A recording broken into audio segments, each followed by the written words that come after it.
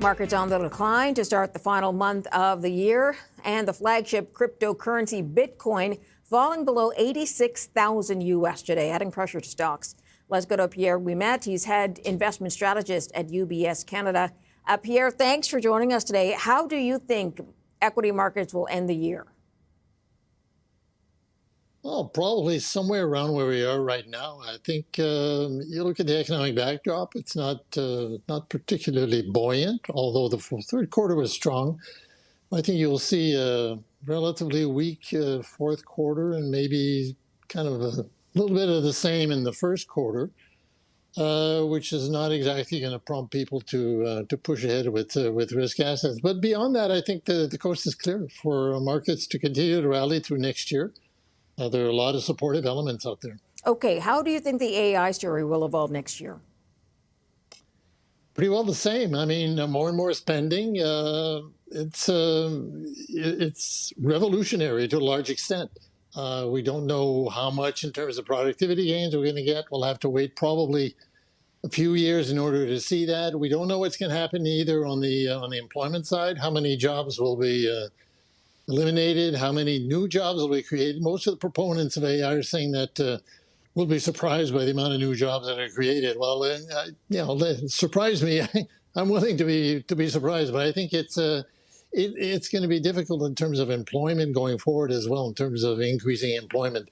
Obviously, on the manufacturing side, there's a lot of hope that there's going to be a lot of growth in employment there. We have our reservations about that, but on the service side, we could see further gains. Okay, because of the many unknowns that you have listed, would you reduce risk to tech stocks at this point? No, we're still relatively positive on tech stocks. The main reason, of course, is earnings, and for that matter, we're positive on equity markets as well for the same reason.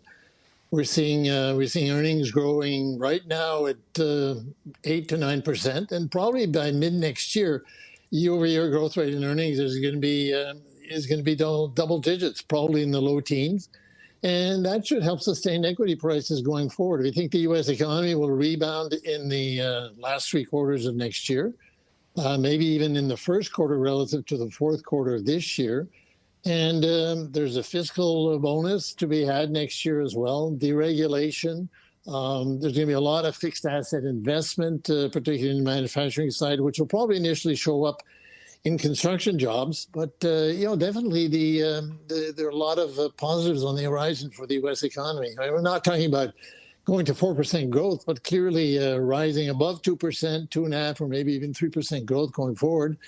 And the U.S. consumer, I have to admit, the low-income consumers are stretched. But you look at the wealth effect, and the top two quintiles, or the top 40% of income earners, particularly the top 20% of income earners, are just continuing to spend. So that helps sustain the consumer spending. And then, last but not least, you have a supported Fed. Interest rates are likely to decline next year. We expect the Fed funds rate maybe to reach as low as 3.25%. And that will be supportive for equity markets and risk taking. We have Canadian banks who will be reporting. What do you expect to hear? Overall, we expect some relatively good news, mostly from better net interest margins, probably, depending on the bank, lower loan loss provisions, and also heightened activity in capital markets. So it's likely to be a relatively good quarter for the banks. And we'll probably expect more follow-through of that next year as well. Now, the Canadian banks that have operations in the U.S. as well, they're facing less of a regulatory burden, and that should help the likes of BMO, TD, even Royal Bank for that matter. So, the outlook for the banks continues to be relatively good. Are you looking outside of North America to put money these days? If you are, where are you looking? Well, we've already diversified to Europe, mostly on the significant change in the fiscal situation in Germany. Lots of money, lots of spending, government spending going into infrastructure and defense as well. And that's definitely going to help the European and the Eurozone economy in general. We diversified also to Japan, but we're also looking at emerging markets as being relatively attractive as well. We don't necessarily think the U.S. dollar will. We're not necessarily that positive on the U.S. dollar, although we don't see it really declining significantly. But as rates decline in the U.S. and the spreads narrow, I think the path of least resistance for the U.S. dollar to go down. And I think that's going to help emerging markets as well, where the earnings are quite strong. And actually in Canada, I mean, if you look at it from a global investor, I guess they're looking at Canada and really they haven't, global investors not really interested in Canada. But I was looking at the earnings revision ratio the other day.